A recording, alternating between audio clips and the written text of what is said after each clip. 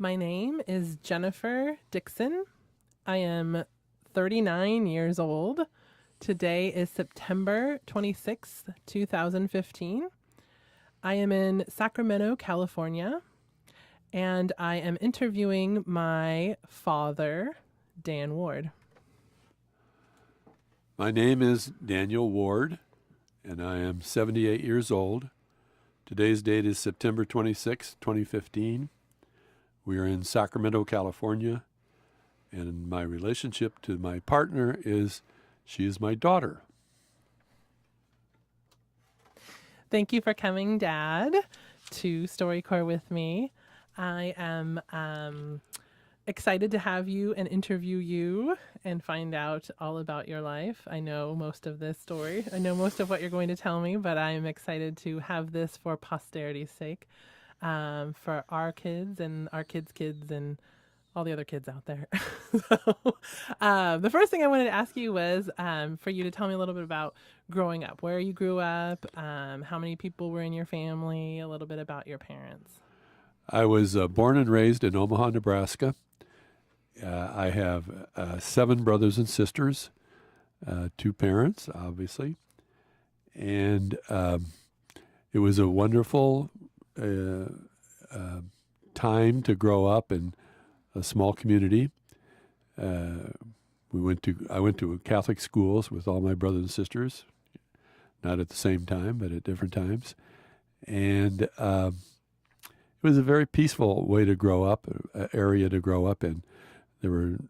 We didn't have the problems in those days that kids often have today with a lot of what do you call it? Technology? Not only technology, but worse, the problems that exist in today's world are much greater than when I was a kid. At any rate, does that answer your question? It does. I have a few follow-up questions. Where did you fall in those 8 children? I was number 2. I had a brother a year older and a brother a year younger. And then along the way, there were 2 sisters and a couple more boys. And I know there's a lot of stories about you and Uncle Joe and Uncle Tom getting into mischief as kids. That all comes from my sisters, I'm sure. They can enunciate in detail all the problems that we cause them. But actually, we got, all things considered, we got along really well. My mother never worked outside the house, and my dad was a manager of a dairy and didn't make a ton of money. They had a large garden where they grew crops every spring and summer, which provided a lot of food for us. My grandfather, my mother's dad, was a butcher, so we got meat from her dad, and rather cheaply, and probably some of it free. And my dad, since he worked at a dairy, we had a lot of milk from my dad. So it was a rather peaceful, all things considered, time to grow up, and I felt for myself growing up that it was a real wonderful world to live in. I was very happy. One of my favorite things, one of my favorite memories that's not my memory but yours is of you sharing with us is that grandma was always baking something and you always had dessert. I think that's a neat in today's world that's Yeah. not as famous, not as common. Yeah. She always had she cooked all day, and we always had desserts, like you said, no matter what. It's one of our first questions when we'd go in for dinner is what's for dessert. But it was a wonderful life, and she not only left us alone, she kicked us out of the house frequently because she had so many kids. She'd say, go play outside. And we started caddying at the country club in Omaha when we were about 10 years old, my older brother Joe, my younger brother Tom, and myself. And so we were out in nice weather in spring, summer, and fall caddying. So and making considerable amount of money, enough to pay for all of our own expenses in school and so forth. I love that. I love that. It was a different time period where you could go out and do that and be left alone. So when you were a kid, did you know what you wanted to do when you were older? No, I just wanted to get through school. My older brother Joe was super smart, straight A student. Got uh, uh, what do you call it? His free ride through high school and part of college, where I didn't. I mean, they always grimaced when they saw me coming into the classroom. But I was the athlete of the family, so I was able to play ball, and that sustained me most of the time to be very happy with my life. And I just tolerated the educational part.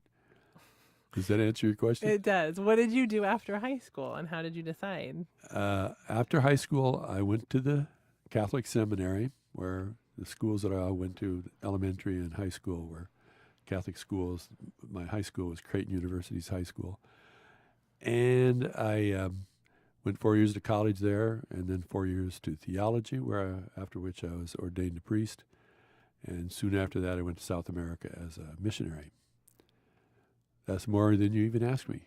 No, it's exactly what I wanted to ask you. So tell me more about where you were in South America and who you were with. And I was in Omaha Diocese, started a parish in southern Chile, Talcahuano, Chile, and we staffed it, the priests from Omaha, and so I was there 5 years, and it was just a regular parish environment that I lived in.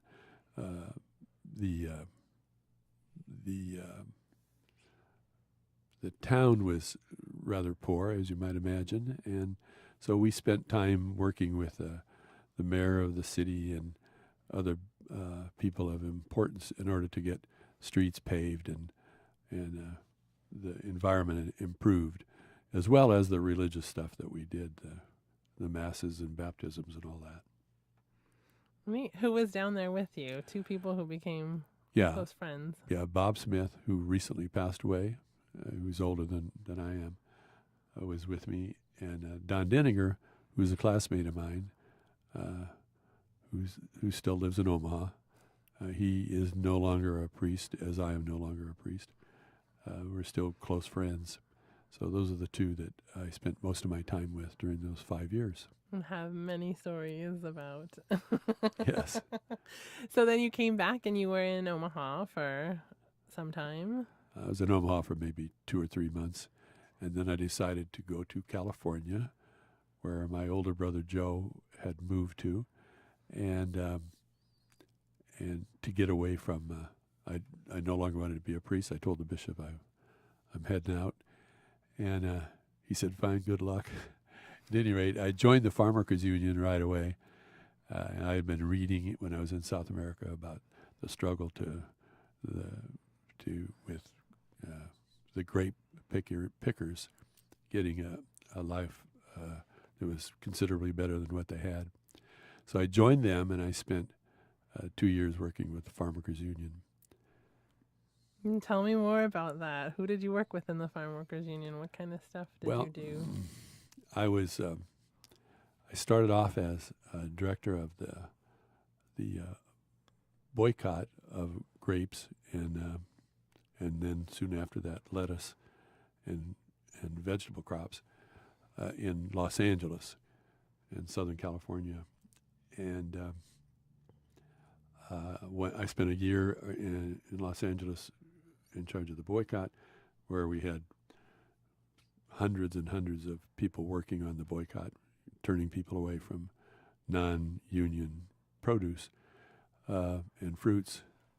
And then I spent a year after that first year with the boycott in Salinas, where the contracts for the lettuce cutters and the other vegetable crops were being fought over getting contracts for that work. And one of the exciting things I did during that time was I spent many meetings with Cesar Chavez and his attorneys and other workers negotiating with the owners of the of the ranches to find ways of making the life of the workers more human, more humane. They were there were no water in the fields where they worked in the sun, no toilets,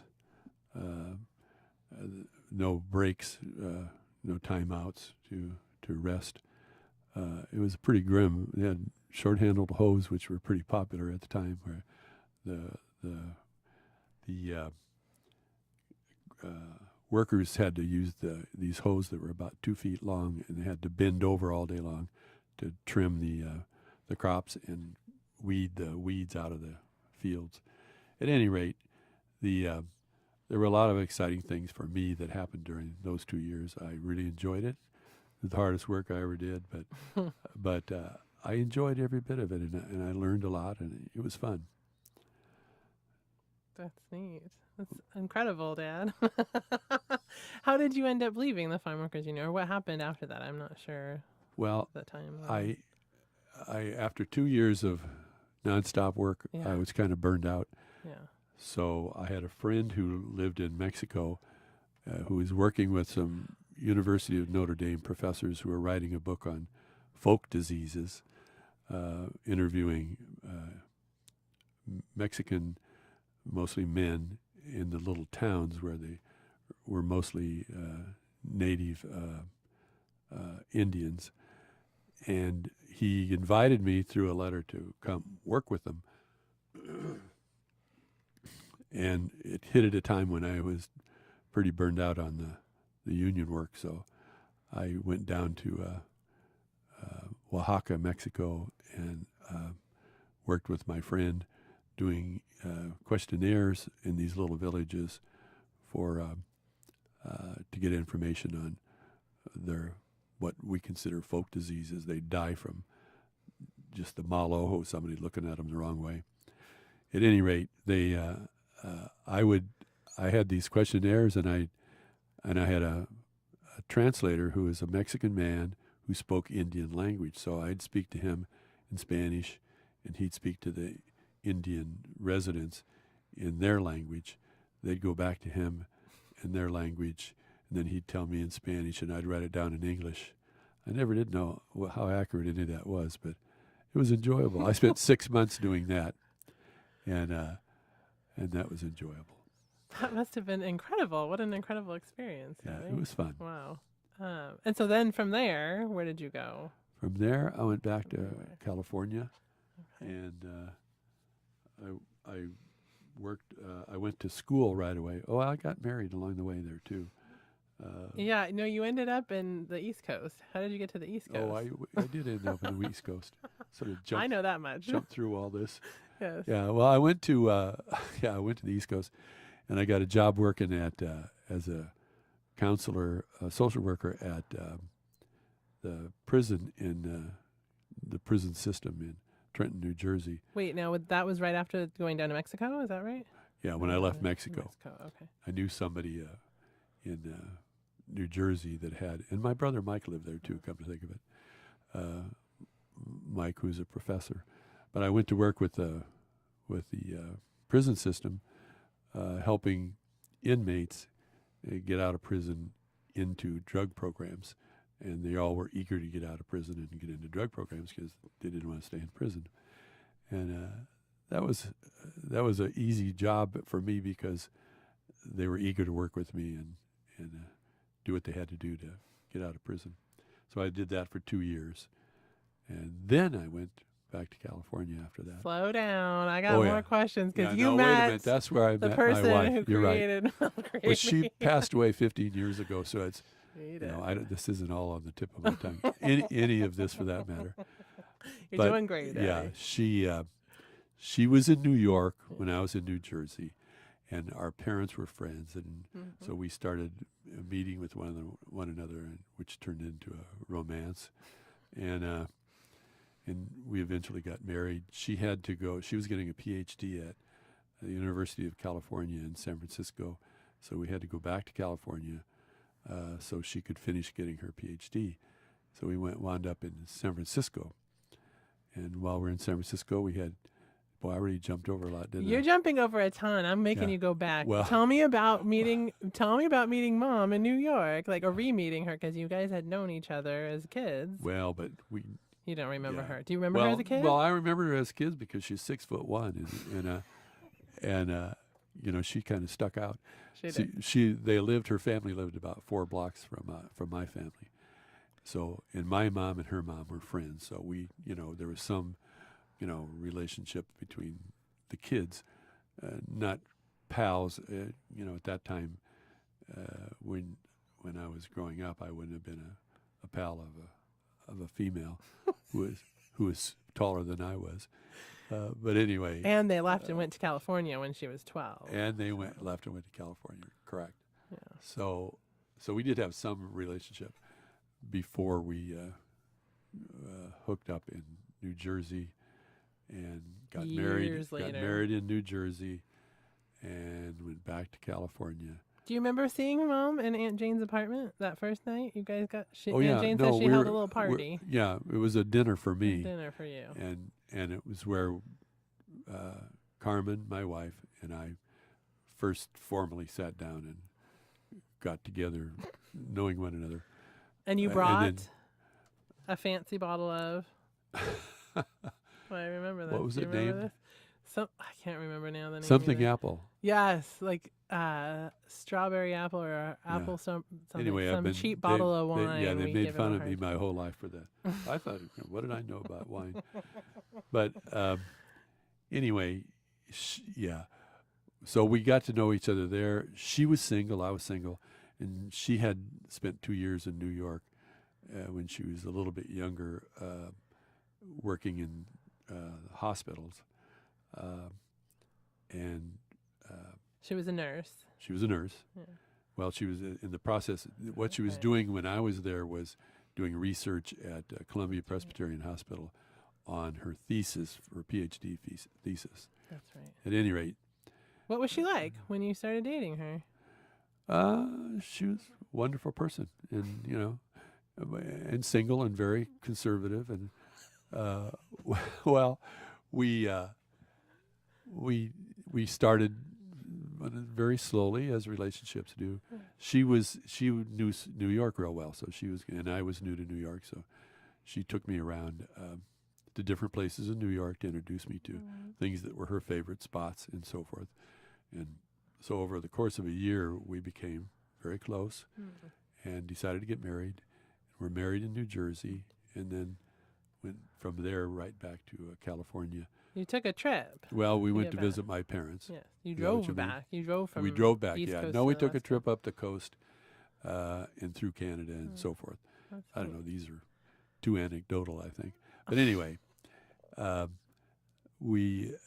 I we- love we- this stuff. Keep we, telling me. we wound up in San Francisco because that's where she was working on her PhD, and I went to school at UC Berkeley to get a master's degree in social work.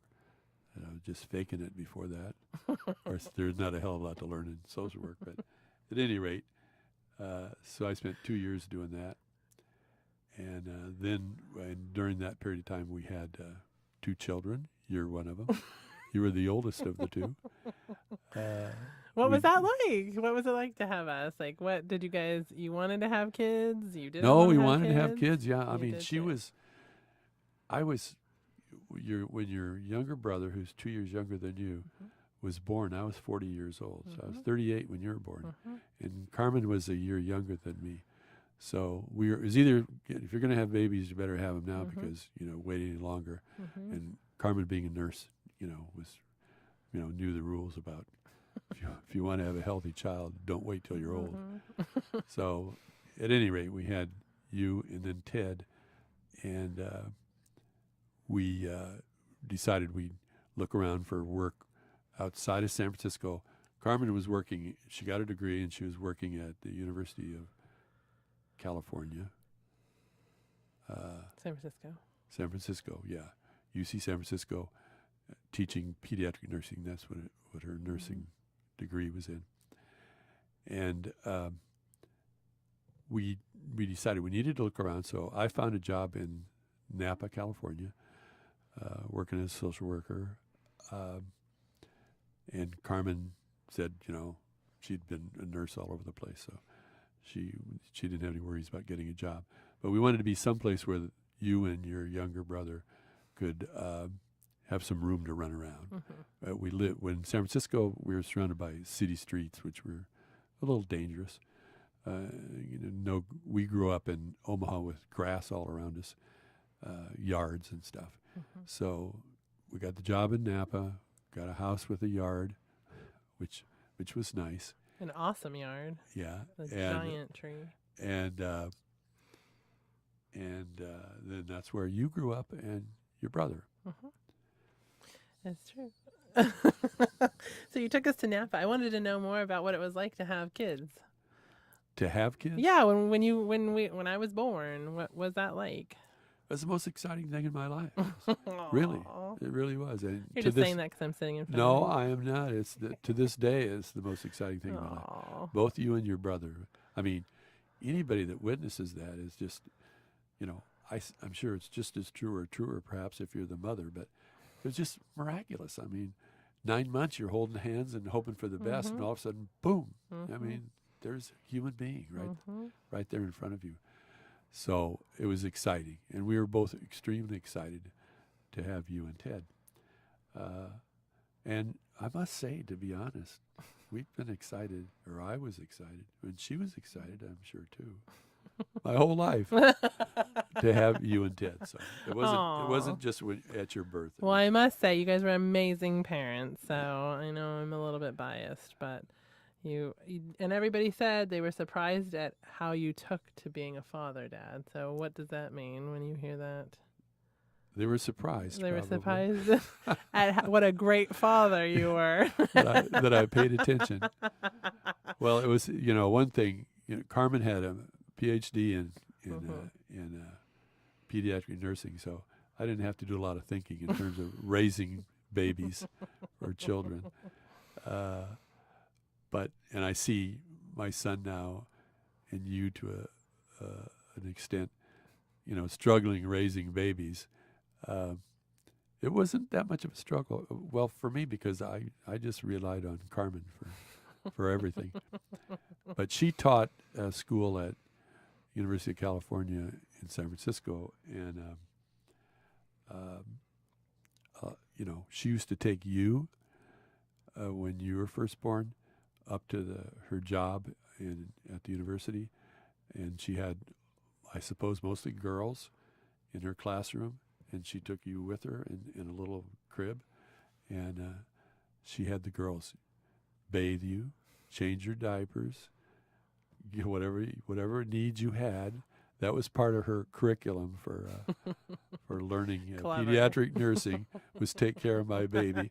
And then when Ted came along, he did the same thing. He was her caretaker to learn how to be a pediatric person. That's funny. So your job in Napa, tell me a little bit more about that. What did you do, and how did you like it? Well, I was hired as a grant writer for a community action program, which had a lot of programs connected to it, housing, food, for all these things for low-income people.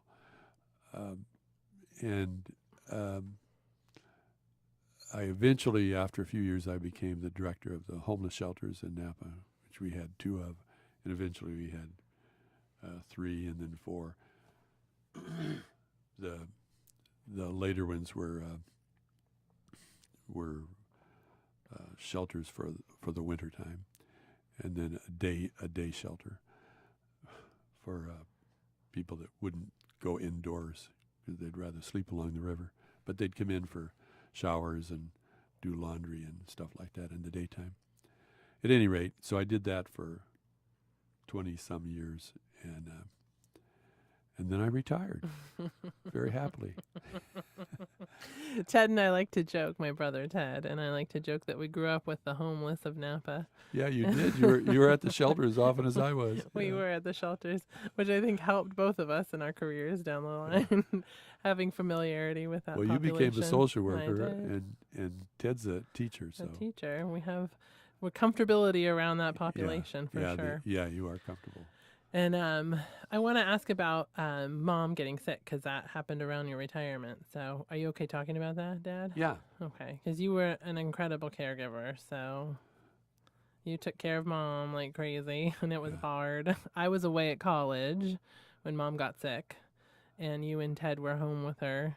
And it was a crazy, terrible first year because not only did she get sick with cancer, and have to undergo chemotherapy, but she had just finished her first bout of chemotherapy when, you remember what happened? She broke her ankle. Oh yeah, yeah. That was terrible because she was already suffering from cancer and then broke her ankle. Yes. And she was a little hard to live with after that. I had to tell her to get off. Ted was living at home then, to leave Ted alone because she was ordering him around like he worked for her. Bring me this, bring me that. I know.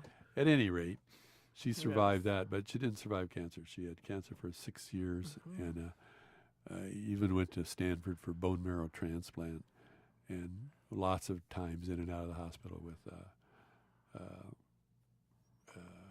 chemotherapy. And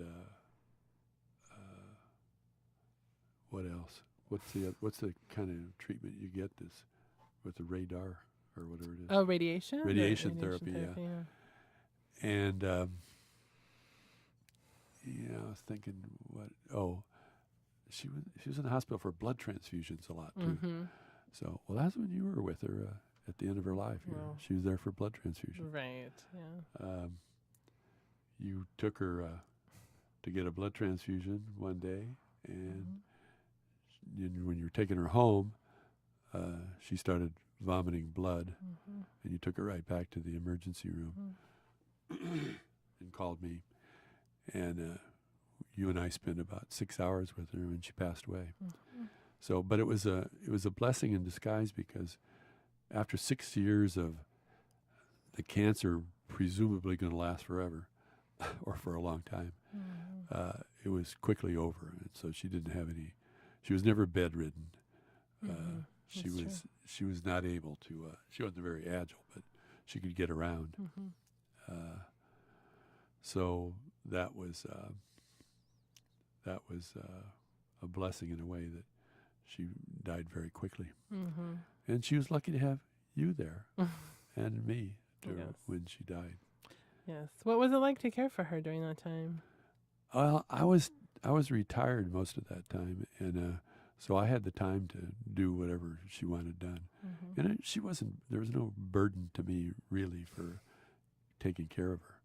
So What did sweet. she call me something one time about? Are you the one that brought this up?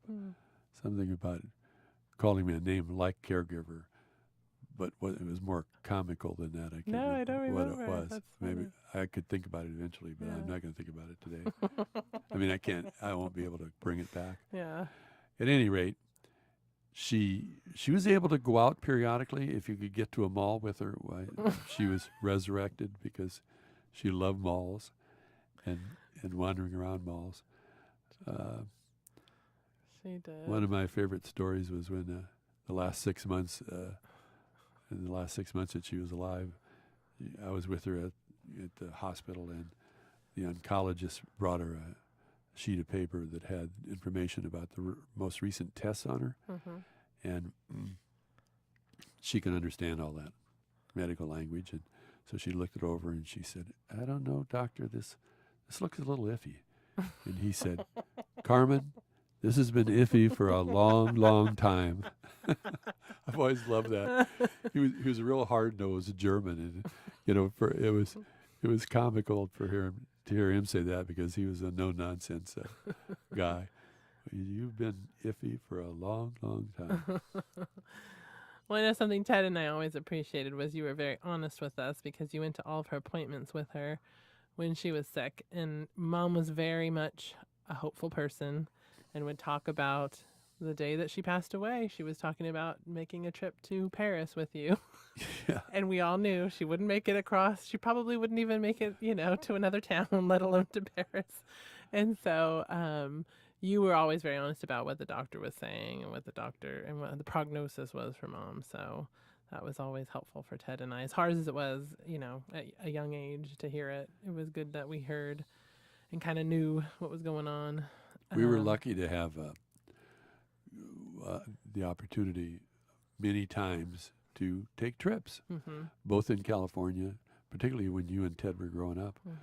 And then later, after you guys moved out, we took a lot of trips in ships, cruises. I knew there was a word for that. We took a lot of cruises all over the place. And she loved that because, you didn't have to, it wasn't strenuous. And if you wanted to, you could get off the cruise ship when it docked at a particular site. And if you didn't want to, you didn't have to. And she loved the cruises. And it was those years were really fun. And that was before she got cancer. But is this related to anything you just asked me? Yes, no, it's perfect. Well, then I wanted to ask about like the last 14 years without Mom. Mom always said, Mom would tell me before she passed away, she wasn't worried about you because you lived for so long on your own and by yourself. And my favorite thing you used to say is you would tell her, you weren't supposed to get sick. You were supposed to take care of me. I married a nurse for a reason. Yeah. But you've done it, Dad. 14 years on your own. Yeah. How's it been? It hasn't been bad at all. I mean, like you said, I lived alone for a long time, so that didn't bother me. And I've had friends try to line me up with a date, and for 3 different times I dated a woman one time to dinner because my friends insisted that I did it, but I really wasn't interested. So, I mean, I'm not interested. I'm happy living alone. That's what it boils down to. And even now, when your brother moved in with his wife and 2 kids, while they look for a house, which they're doing, it's it was fine in the beginning, but after 6 months, it's I'm looking forward to getting back into being alone again. You're kind of a loner, Dad. Although we get along fine. Yes, you do. What's it like to have grandkids? I want to know about that's been that. real fun. Yeah. Both your daughter and Ted's 2 kids. It's just a joy. I mean, it really is. I mean, they're so bubbly, and every day is a new day and more excitement. And they're learning all the time. It's fun. I really enjoy it. And I even enjoy my son and his wife. So that's an added plus. What are your hopes for your grandkids and your great-great-grandkids and the future? I just hope that they work hard, that they do well in school, that they, more important than good jobs is that they do something with their lives that's special, Sweet. And that makes an impact on the world. And I'm sure they will. I mean, they're surrounded by social worker types. You and Ted is a social worker at heart. He is. And his wife is also a teacher. And your husband's a social worker. My God, they don't have any choice. They're going to be born and bred to serve other people. So, yeah, I just hope that they love what they're doing. And and people that say to me, "I don't like what I'm doing," I say, "Find something that you like." My brother Joe was real smart when he worked in computers and made a ton of money, but he always hated the job. And I'd say, "Joe, get another job." And he'd say, "I can't make as much money working someplace else." I say, "Well, that shouldn't be that important." He said, "Well, it is for me." So, it's what you choose to make out of your life. However, Joe did make a big jump when he retired at age 55. So he didn't have to suffer too many years with all of his money. What do you think? I think we're wrapping up towards the end, but what do you think was maybe some of the most important lessons you learned in life that you would share with your... Well, I think, the obvious things being, all the joy I've gotten out of life, I've received from working with people who needed help. And whenever I felt sorry for myself, I just jumped into some other project of helping other people. So I think that's where I would guess for everybody. I suppose if you grow up in a family where everything is money, and I spent a semester when I was at Cal Berkeley getting a master's degree in a class of for the business people, business administration. And that was a different environment. I mean, their whole goal was making money. But I don't think that's the answer. I mean, if you can be happy making money, that's fine. But my own personal experience was what made me happy was working with people. Yeah, and that's what you passed on to Ted, and I think it's a good lesson. You mentioned at the beginning of our interview that the world is different now than it was when you were growing up. What do you think, your grandkids and great-grandkids and even those of us a little bit younger can do to make the world a little bit better or safer? Well, what you're doing now is changing the world, and working with the kids who are having lots of problems. You're keeping them from jumping off of bridges, and Ted's doing the same thing with his teaching, his style of teaching. I mean, by the second week of school, he has 80 kids in his several classes. By the second week in school, he knows all their first names. It just blows me away. I mean, because he really gets to know the kids and the idea of helping them. And he's taught the class where they prepare him for college. And he's got all these kids that he slaves over to try to get them ready for college. And, I don't worry at all about my grandchildren because I know their parents.